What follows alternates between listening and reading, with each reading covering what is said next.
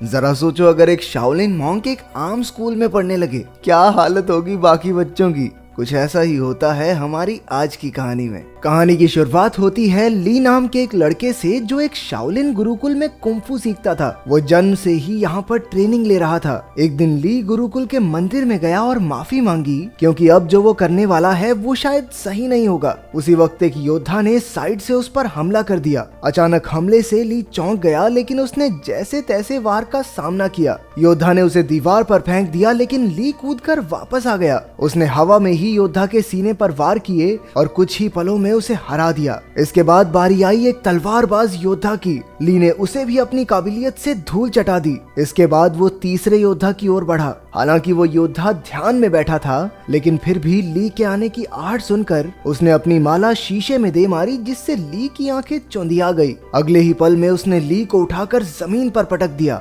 योद्धा बस जीतने ही वाला था कि ली फिसल कर बच गया और फिर दोनों में जबरदस्त लड़ाई शुरू हो गई। अंत में जीत ली की ही हुई। फिर वो मंदिर में सर झुकाकर बाहर चला गया। गुरुकुल के टीचर ने उसे बताया कि परीक्षा में उसने सबसे ज्यादा हुनर दिखाया है, इसलिए उसे शहर के नए स्कूल में जाने का मौका मिलेगा। शहर में वो 3 लोगों के परिवार के साथ रहेगा, जिसमें 2 बच्चे और एक उनका पिता है। वो आदमी दरअसल एक साइंटिस्ट है जो गुरुकुल के टीचर को जानता था। इसके बाद ली नए शहर की ओर रवाना हो गया। नए स्कूल में एक 15 साल का लड़का फैंग था, जो टाइकोंडो का खिलाड़ी था। उसकी छोटी बहन शैन शैन अपने भाई से बेहद प्यार करती थी। स्कूल के टाइकोंडो क्लब को लैन संभालती थी। वो फैंग के मुकाबले देखकर उसे उसकी कमियां बताती थी, ताकि वो और बेहतर हो सके। लैन का भाई तो एक नंबर का पेटू था। उसे हर वक्त खाने के सिवा कुछ नहीं सूझता था। वो चारों अच्छे दोस्त थे और आसपास ही रहते थे। दरअसल ली लैन के घर ही रहने आने वाला था। उनके पिता डॉक्टर हैन कड़ी मेहनत से काम में जुटे थे।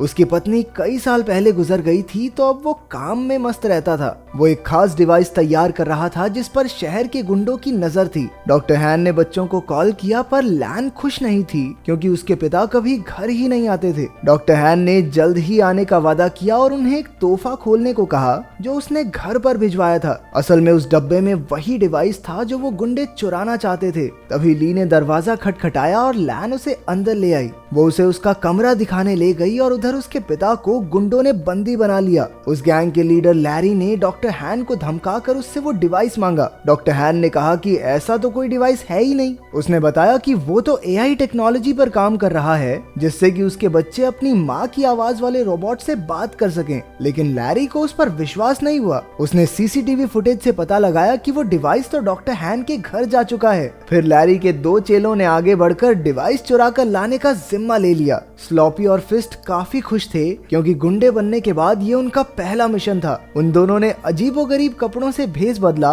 और लैन के घर के बाहर जाकर खड़े हो गए। उनमें से एक ने रात को अंदर घुसने का फैसला किया, लेकिन फिर दूसरा कहने लगा कि बच्चों ने स्कूल चले ही जाना है, दिन में चुरा लेंगे भाई, क्या हो गया। घर में ली नए शहर के तौर तरीके सीख रहा था। उसने लैन को टाइकोंडो मैच देखते हुए देखा, तो उसे भी ये खेल दिलचस्प लगा। रात को जब वो ध्यान में बैठा, तो यू की वीडियो गेम की वजह से उन दोनों में बहस छिड़ गई, लेकिन जल्द ही दोनों मिलकर वीडियो गेम का मजा उठाने लगे। उधर लैन ने अपने कमरे में जब वो तोहफे का डिब्बा खोला, तो उसमें एक पांडा की चेन निकली। वो नहीं जानती थी कि दरअसल ये पांडा वो पेन ड्राइव है, जिसके पीछे वो गुंडे कब से पड़े हैं। जब लैन ने बटन दबाया, तो पांडा ने उसे पासवर्ड रखने को कहा। तभी लैन ने कहा कि कैसा पासवर्ड, और अनजाने में यही पासवर्ड सेट हो गया। फिर पांडा को ऑन करने पर उसे पता चला कि उसमें उसकी माँ की आर्टिफिशियल इंटेलिजेंस वाली आवाज है। अगली सुबह ली यू और लैन के साथ स्कूल के पहले दिन के लिए निकल पड़ा। उन दोनों गुंडों ने बच्चों को बाहर जाते देखा और अपने प्लान को अंजाम देने का फैसला किया। लेकिन तभी उनमें से एक की नजर उस पैंडा की चेन पर पड़ी, जो लैन ने अपने बैग से टांग रखा था। अब उन्होंने लैन से वो डिवाइस छीनने का प्लान बनाया। रास्ते में लैन ने ली को फैंग से मिलवाया। उसी वक्त एक गुंडे ने चुपके से की चेन चुरा ली और वहां से भाग गया। तभी ली ने उसे देख लिया और अपनी फुर्ती दिखाते हुए उसने गुंडे को झट से पकड़ लिया। तभी फैंग भी उसका साथ देने आ गया और दोनों ने मिलकर उस गुंडे की खूब धुलाई की। लेकिन वो गुंडा अब भी नहीं माना और एक बार फिर से पैंडा चुरा कर भाग निकला। अब की बार उन सभी दोस्तों ने मिलकर उसे कचरे के डब्बे में फिट करके सड़क से लुढ़का दिया। फिर स्कूल में ली की क्लास के बच्चे एक शाओलिन योद्धा को देखकर हैरान रह गए। वो उससे पूछने लगे कि क्या कभी वो शादी कर सकता है। वो उससे उल्टे पुल्टे सवाल पूछने लगे। तुम कभी शादी कर सकते हो क्या? भाई कुंफू करके दिखा दे भाई। हाँ एक बार दिखा दो, हाँ एक बार भाई, एक बार कुंफू करके दिखा दे भाई, मजा आ जाएगा।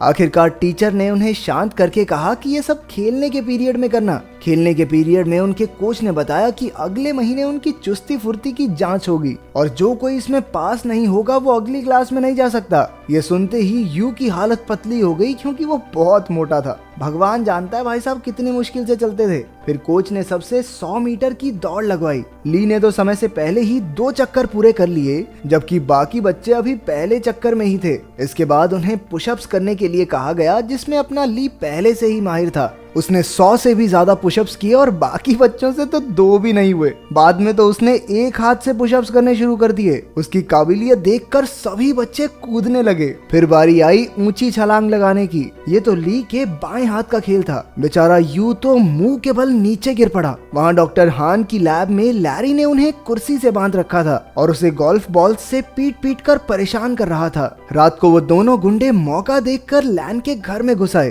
तभी ली की नजर उन पर पड़ गई और वो एक खिलौने के पीछे छिपकर उन्हें डराने लगा, लेकिन उन्होंने जल्द ही उसे देख लिया और मौका देखकर उस पर हमला कर दिया। जब लैन वहां पहुंची तो गुंडों ने पैंडा चुरा लिया और फरार हो गए। ली ने लैन और यू को सारी कहानी बताई, लेकिन उन दोनों को लगा कि वो मजाक कर रहा है। इसके बाद हम देखते हैं कि वो दोनों गुंडे अपने मुंह में गोल्फ बॉल्स भरकर लेटे हुए थे। असल में उन्होंने गलती से पैंडा की चेन की जगह वैसा ही दिखने वाला एक परफ्यूम चुरा लिया था। लैरी को एक खास डिवाइस 3 दिन के अंदर किसी कंपनी को बेचना है और इसीलिए अब उसे बेचैनी होने लगी। उसने बड़े गुस्से में उन दोनों गुंडों की गोल्फ बॉल से निशाना लगाया और उन्हें धमकाकर जल्द से जल्द वो खास डिवाइस लाने का ऑर्डर दे दिया। अगले दिन स्कूल में सारे बच्चे फेंग का टाइकोंडो मुकाबला देख रहे थे। वहीं यू और शैन शैन पीछे बैठी 2 बदसूरत लड़कियों के बारे में बातें करने लगी। ये लड़कियां कोई और नहीं बल्कि वो दोनों गुंडे ही थे जो भेष बदल कर वहाँ आए थे। उन्हें लैन के बैग पर वो पैंडा दिखाई दिया और दोनों उसे चुराने के लिए सही मौके का इंतजार करने लगे। उसी वक्त ली ने फैंग को एक मुकाबले की चुनौती दी।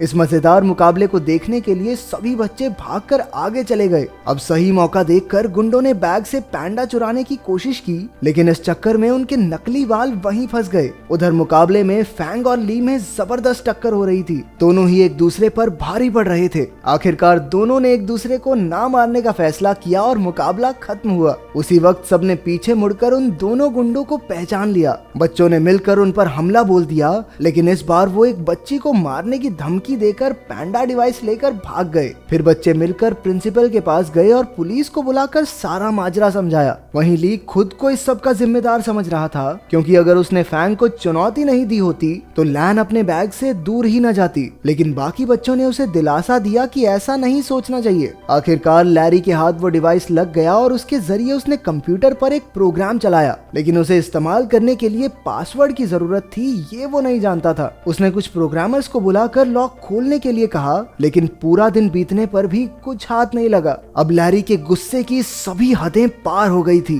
तभी उसने डॉक्टर हैन के फोन पर उसकी बेटी का मैसेज देखा। लैन चाहती थी कि उसके पिता उसके जन्मदिन के लिए कल घर आ जाएं। लैरी ने डॉक्टर हान की तरफ से कल पार्टी में पहुंचने का वादा कर दिया। अगले दिन लैन और उसके दोस्त जन्मदिन की पार्टी की तैयारी कर रहे थे। बाकी सब लैन को घर में अकेला छोड़कर उसके लिए तोहफे लेने गए। तभी लैन को उसके पिता का मैसेज मिला कि वो घर के बाहर आ गया है, लेकिन जैसे ही वो बाहर निकली उसे किसी ने अगवा कर लिया और गाड़ी में डालकर ले गया। उसी वक्त ली और उसके दोस्तों ने लैन को वैन में देखा और अपनी साइकिल्स लेकर उसका पीछा करने लगे। अंत में सब डॉक्टर हान की लैब में पहुंचे और लैन को ढूंढने लगे। वहीं लैरी और उसके बिजनेस पार्टनर में बहस छिड़ी हुई थी, क्योंकि लैरी उस खास डिवाइस को कल बेचने वाला था, लेकिन अब तक उसे उसका पासवर्ड तो पता नहीं। अब लैरी गुस्से में लैन के गले पर चाकू रखकर उससे पासवर्ड पूछने लगा। लैन ने जवाब दिया, कैसा पासवर्ड? और उसी वक्त वो प्रोग्राम चालू हो गया। बाहर शुरुआत वाले दोनों गुंडे अड्डे की रखवाली कर रहे थे। ली और फैंग ने उन पर हमला करके उन्हें कुछ ही पलों में चित कर दिया, लेकिन इसके बाद उनका सामना हुआ लैरी के आदमी ब्रैडली से। वो भी एक खतरनाक फाइटर था, इसलिए ली और फैंग मिलकर भी उसे हरा नहीं पा रहे थे। अंदर लैब में लैरी की डील पक्की होने ही वाली थी, कि उसी वक्त यू ने आकर चुपके से अपनी बहन और पिता को रिहा कर दिया। ली ने भी वहां पहुंचकर गुंडों का मुकाबला किया। उसी वक्त लैरी पेन ड्राइव वाला बैग लेकर बाहर की ओर भागा, लेकिन डॉक्टर हान, यू और लैन ने मिलकर उसकी धुलाई कर दी। ली एक बार फिर से ब्रैडली के साथ मुकाबला करने में फैंग का साथ देने पहुंच गया। आखिरकार वो दोनों मिलकर उसे हराने में कामयाब हो गए। अंत में पुलिस भी वहां पहुंच गई और सारे गुंडों को पकड़ लिया। बाद में ली और यू को उनकी बहादुरी के लिए प्रिंसिपल ने मेडल दिए। अगर वीडियो पसंद आई तो लाइक कर देना, चैनल को सब्सक्राइब कर देना। मिलते हैं अगली वीडियो में।